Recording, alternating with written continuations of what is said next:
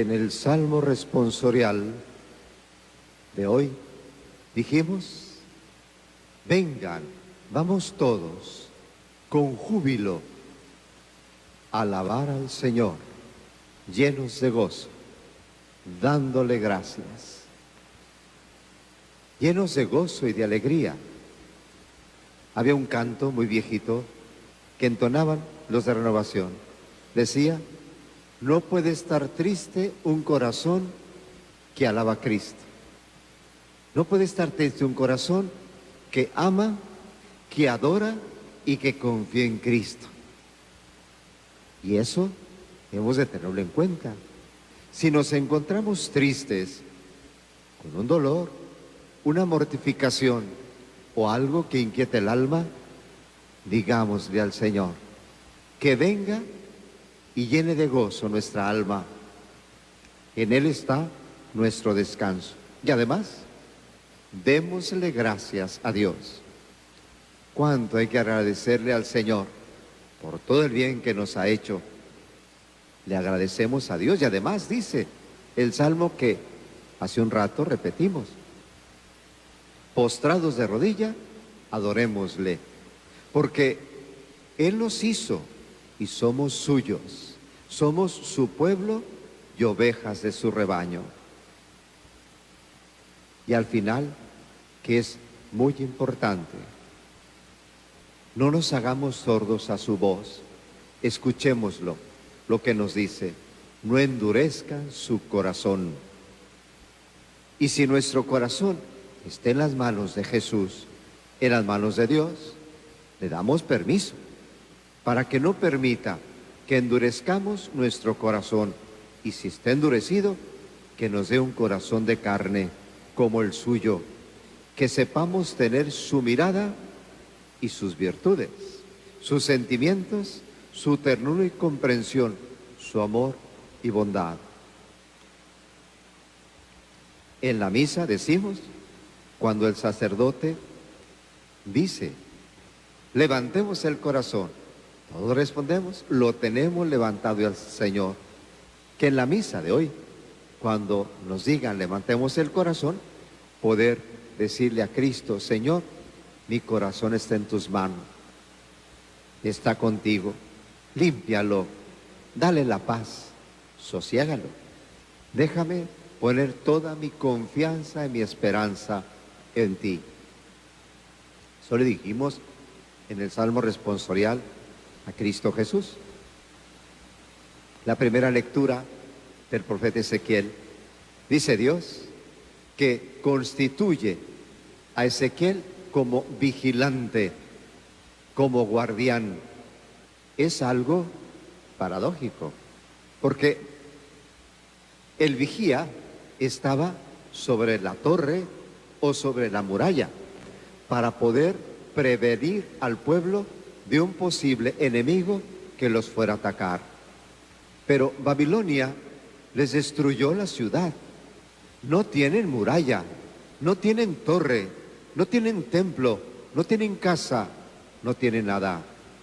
Entonces es muy claro, el vigilante no es para los peligros que vienen de fuera, sino los que están dentro. Y eso es fundamental, ser vigilantes de lo que hay dentro.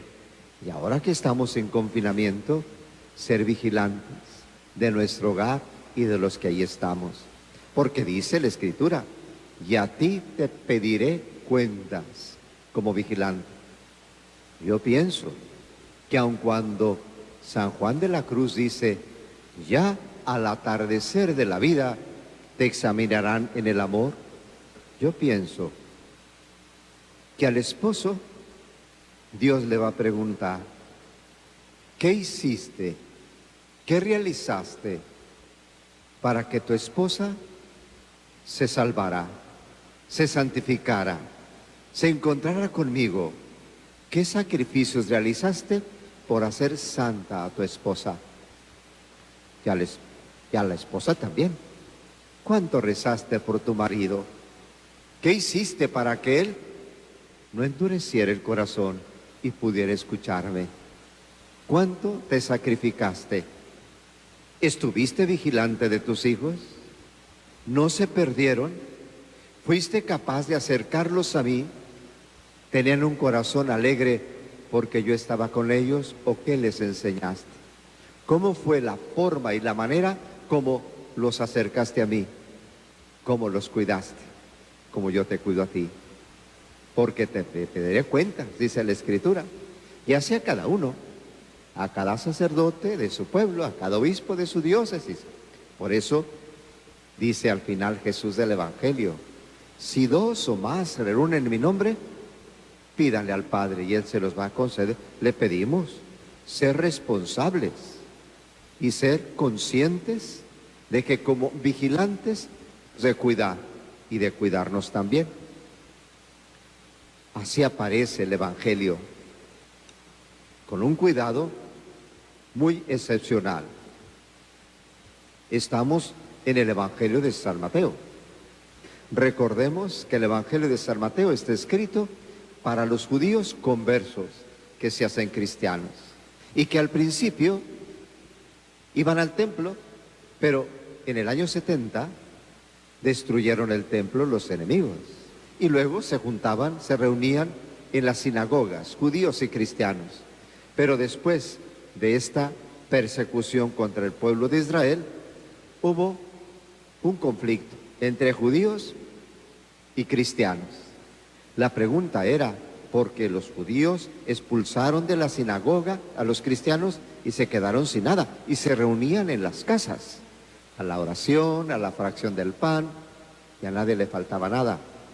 La pregunta era, ¿dónde está Dios? Con los judíos y con nosotros. Y el evangelista Mateo escribe el Evangelio para ellos, para consolarlos, para decirles que el Mesías desde el Antiguo Testamento estaba anunciado. Por eso la estructura de su Evangelio está en 5 grandes discursos o predicaciones. Estamos en la cuarta, haciendo alusión a los 5 libros primeros de la Biblia que llamamos Pentateuco, porque Jesús es el nuevo Moisés, el nuevo liberador y definitivo, que nos libera del pecado y nos da la salvación eterna, distinto de Moisés. Dios a través de Moisés libera al pueblo. Aquí es Cristo Jesús el que nos libera con su muerte y resurrección. Y en este cuarto discurso está dedicado a la iglesia, es el discurso eclesiológico. ¿Qué hacer en una comunidad cuando hay dificultades? Concretamente, dice Cristo Jesús, si uno de la comunidad, si un hermano comete un pecado, llámale y amonéstalo a solas. Es el primer paso. Si alguien ha hecho un pecado visible que se dan cuenta, llámalo y habla a solas con él, para que cuides su honorabilidad y su persona, y no vaya a haber habladuría o murmuración. Se dice que una buena explicación se evitan muchos malos entendidos, pero de frente y solos. Así nos dice Cristo Jesús. Hay que escuchar al hermano. Algunos dicen que en algunas traducciones traducen así: si tu hermano ha cometido un pecado y te ha ofendido, llámalo a solas. Y dice San Agustín, si te ha ofendido, olvida que te ha lastimado, pero no olvides la herida que tiene él, porque si te ofendió es porque está herido. Ayúdale y cúrale, pídele a Jesús que sane su herida. Hay que escucharlo antes de llamar la atención, antes de otra cosa, escucharlo, porque como dice la lectura segunda, lo fundamental de nuestra vida de fe y comunitaria es el amor, y la corrección fraterna no tiene otra finalidad sino salvar al hermano. Si tu hermano se está saliendo del camino de la salvación, del camino de la fe de Cristo, que es camino, verdad y vida, ayúdale, porque el único camino y la única vía para llegar al Padre y para la salvación eterna es Cristo Jesús.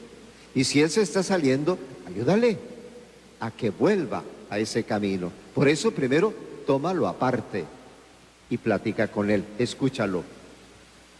De esos memes que luego salen en el WhatsApp, decía que un día